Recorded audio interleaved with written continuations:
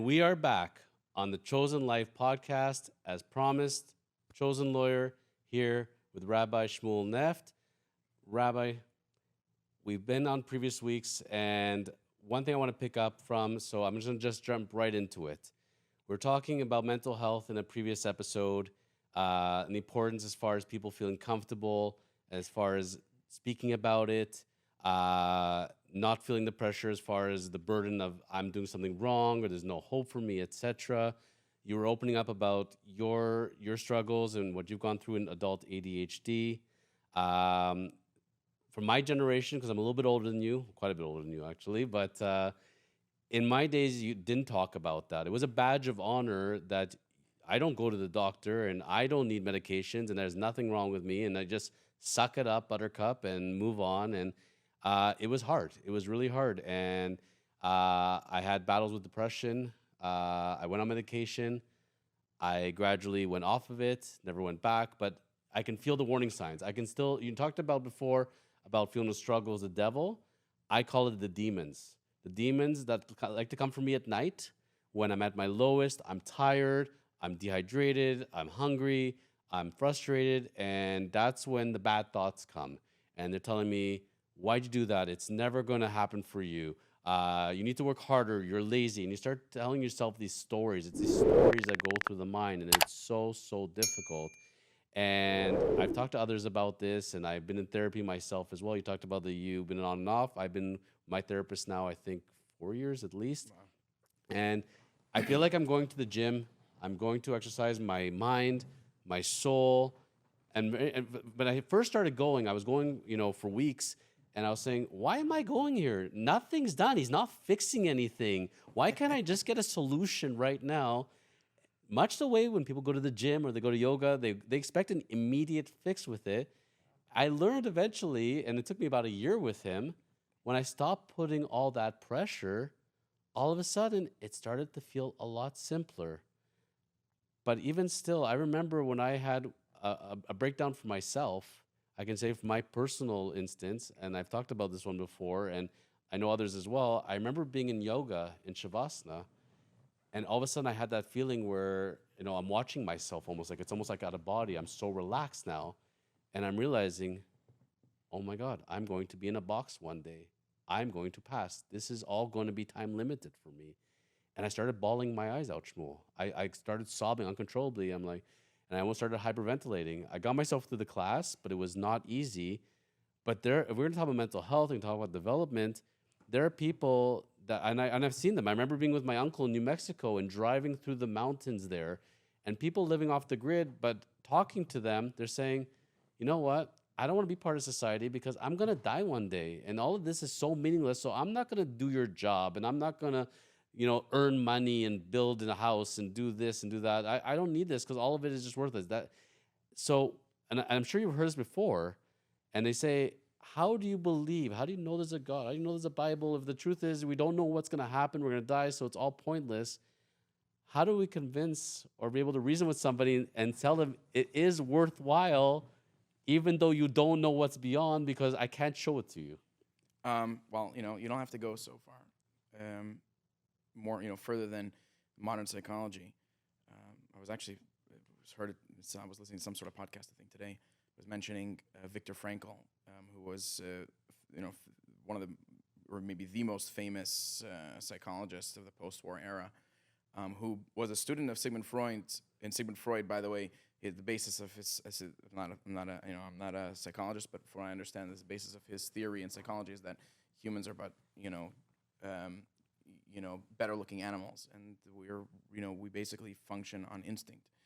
And Viktor Frankl was a Holocaust survivor. He lived through the death camps, and he saw that people, even in their most broken down, most worthless stage of life, meaning no food, there's almost no point in living anymore. Those people were still doing acts of kindness and still striving to survive. And so he realized that, and that's why he wrote his famous book, Man's Search for Meaning, is that, yes, we're not here forever. We're actually here for a very short period of time, relatively. But you see, we're here for a reason. And I think that's the most important the most important idea to stress, and this is brought down in Judaism, especially in the teachings of Hasidic philosophy, which is your whole sojourn on this earth is absolutely necessary for the world's existence to continue. So the essential fact that you are even alive, that you were even born, means that the world needs you. And so to run away from the world to become run your own show, that's not what the Creator wants from you. The Creator brought you into this world because He needs you to help out with a mission, to even not do anything super special, like just being yourself, and by taking care of your family and by striving to be a productive and a caring member of society, you're actually fulfilling your life's mission. No one asks you to be a superhero. No one's asking you to be the president of the United States. You've shown that someone that is a lawyer, which how many lawyers are there in the world, right? But just what one simple lawyer can do, he can spread a message of good that is heard by many people, even outside the law community. And for me, okay, so I'm a rabbi, so I put myself in a position where I'm by definition supposed to be a leader. But see, a regular person that's working a 9-to-5 job, they have the potential to fulfill their life's mission by being who they are. And so we have to stick to that, and that's what makes the world a better place ultimately, and it gives us a sense of purpose. Otherwise, if that wasn't the case, then yeah, why are we here? Why shouldn't I just YOLO and live it up and just run away and do my own thing? I like that word you just used, purpose. And we talked about the previous episode about mental health and taking care of your personal side. And this may sound cheesy, I guess, but it's true as far as how I live my life, at least. I always like to have for myself a long-term or big personal goal and professional goal. I always want to feel like I'm doing something to move ahead personally and professionally. The mistakes I made in the past was focusing only on professional at the expense of personal, and then finding that quote-unquote balance, but always working towards both of those sects. And people ask me, how do you do it? Like, how do you wake up? How do you have so much on your plate all the time, your calendar's always filled, and yet you seem to have all this time in the world. I tell them, I wake up and I'm grateful I have another day. I feel like I've been given a gift, because I always say there are people, I could drive you down to a hospital right now, you can see people dying of cancer and all sorts of horrible diseases, and they would be thrilled to have one day in your existence, and we get to live this existence every single time. So for me, I don't look at what I'm going to lose when I die. I focus on I want to enjoy while I'm living and savor the gift that I'm given. Yeah. And that keeps me going. And maybe to some extent people are saying, you're diluting. I don't think I'm diluting myself, because I feel good with it. I feel, I've done something. Like you're talking about purpose, accomplishment, and I get the most satisfaction why I became a lawyer, even though partially because I had no choice as a second-generation lawyer. Also, I don't. You're Jewish, so almost by definition. It had to be a doctor, lawyer, or accountant, I was told. Right. But if we're gonna go that route. But at the end of the day, with it, I don't go to court and sue people. I'm not driven by money. I like to see smiles on people's faces. When people say, you helped me, I feel good. I'm in my home now. You helped me start my business. That's the best feeling in the world at the end of the day. It's because you have, and this is something I've been striving to embody also, you have why first. Start with why, right? And so a lot of us, we get stuck in our lives focusing on what I need to have a house, I need to have a car, I need to be able to pay the bills, and therefore, in order to be able to do that, I find a job that I hate. I don't feel any purpose in it. I have to do it. And so you know why you're doing what you're doing. You don't see your profession as a means to an end. It's almost like the means itself. Like the end, it itself is the end. That your purpose is to help people in that way. And that's why we need lawyers. If we didn't have lawyers, we wouldn't have people that are out there helping people the way lawyers do. Now, it doesn't mean that there aren't corrupt lawyers. That's fine. But it's all about you. For me, like, for example, we're in Toronto. Toronto's a big city. There's the real estate community is massive. I think there's like 80,000 registered agents in the GTA. So how many real estate lawyers are there? So why would I go to Jonathan Hacohen if I could go to 1,000 other people? And so has begun to be my thought process. Ever since that point, where I started looking really majorly looking upwards, is I'm so I have a community that I was brought down to serve, but why do people need to come to me? Who am I? I'm like I used to be the youngest rabbi in Toronto. I used to be no name, new guy on the block. There's so many amazing people, amazing of colleagues of mine out there that can do things 1,000 times better than me, and that they have beautiful big centers and they run beautiful programs and they're cool. And why am I here? Why did I could have moved to some place in the middle of nowhere where there's literally nothing and started from scratch there. Okay, and I'd have a little, but I decided for whatever reason to move to Toronto. And so now I have to realize, okay, why would anyone want to have anything to do with me? What am I here to bring? I'm not, and so this thought process has given me so much less anxiety about my image, about people are going to think about me. So it's kind of what kind of brought me to very quickly open up about my own journey, is that I don't care. I am who I am. You don't like it? It's fine. There's a million other amazing people you can work with, and if you'd like to go to them, no hard feelings. I'm here. I'm doing my thing. I know who I am. I'm very comfortable in my skin. I used to be very, I used to, they were saying a symptom of ADHD is to be disorganized and then try to find ways to sort of cover it up so that people don't realize that you're an actual mess. And I once had a lady that I knew that what she was coming for was important. Older lady, my grandparents' age, and she told me a time and day she's going to come to the synagogue, and that was it. I hung up the phone and I lived my life on.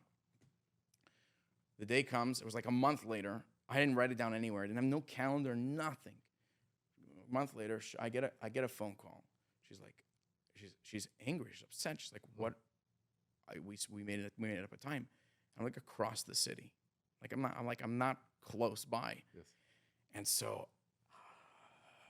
in this rush to have to I said, well, I'm really sorry. I'm at home. My kids, my oldest was a baby. Then my kid's hysterical. It was a weird thing. My parents came from out of town. It was a whole made up story to justify why I'm so late. And she ended up forgiving me. But now I look back and I'm like, whoa, that is not cool. That is so not cool. And so I was saying is that I've become much more comfortable in my own skin in many ways. I'm okay to talk about my issues because I'm a human being. I'm okay to talk about my upbringing, like we spoke about last time. One of the best lines of the last podcast was, "You look at you and you would think you're from a line of rabbis." I did a bunch of his family history research. I was sure of it. I did a bunch of family history research. Yes. In generations, I found ancestors 7-8 generations, behind. Not a single one of them was anywhere close to a rabbi. All blue collar, all back in Ukraine, back in Lithuania. I'm the first rabbi in all my sides of the family, at least for many, many generations. And so I used to be uncomfortable with the fact that I actually know the names of all the characters of The Office. Why? Because when I became religious, I became observant as a teenager. And in my process, I didn't just overnight stop watching. I don't have a TV in my house. We don't watch movies. We don't watch TV. We don't watch Netflix. Okay, but that didn't happen overnight. That came as a process. So yes, when I was 16 years old and I spent an entire summer at home, I binge watched the entire Office. I know every single episode. I know all the fun. I know some of the funniest moments. I'll laugh about them to myself also sometimes. And now I'm not afraid to talk about it. Yeah, because I am who I am. I don't watch it anymore. I haven't watched The Office in years. But how can I cover up who I am? It is me. And so as part of that kind of culture kind of built up, because as I was changing, I was going through this major change. You have this need to kind of put the past behind you and move on as a changed person. And I think it's very valuable to do that. It's actually very necessary to do that. In fact, if anyone wants to go through a radical change, I would definitely say that in some aspects, as they're moving in a different direction, that they do close off certain aspects of their previous life. But when those things come back, you better be at a healthy stage that you're able to accept them, because they're going to.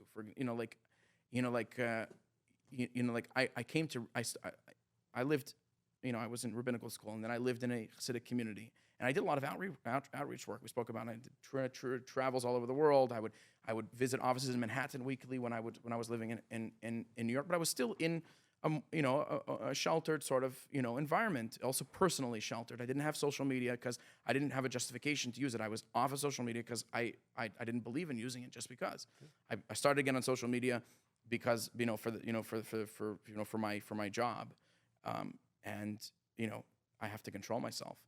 It's very hard, but so and then I moved to Toronto. All of a sudden in the real world, and I'm walking into No Frills, and you have the Grateful Dead playing on the music system, and I'm like, oh, 1 second, I know the song and I know it really well. Why? Because I listened to this stuff when I was in high school. Right. And so so at the beginning I was like, 1 second, don't you? And now I'm like, yeah, I know who I know who Jerry Garcia is. I know who the Grateful Dead are. I know what they sound like. I don't listen to that music anymore. But you know it exists. But I know it exists, and I know that I came from that world, and even though for my own children, I'm raising them in a way in a different world than the world I was raised in, and I very much believe in that. But I'm in a place in a time right now where I have to do my best to relate to people on their level. I'm not a rabbi of a Hasidic community. I'm a rabbi of a community made up of people that come from the same backgrounds as I have. People that aren't all walks of life, right? They come from different countries. They come from different upbringings. You name it. Very very much and so. They're all under the same house. You and I, the way we came together originally. How did we come together originally? Through business. Through business, right?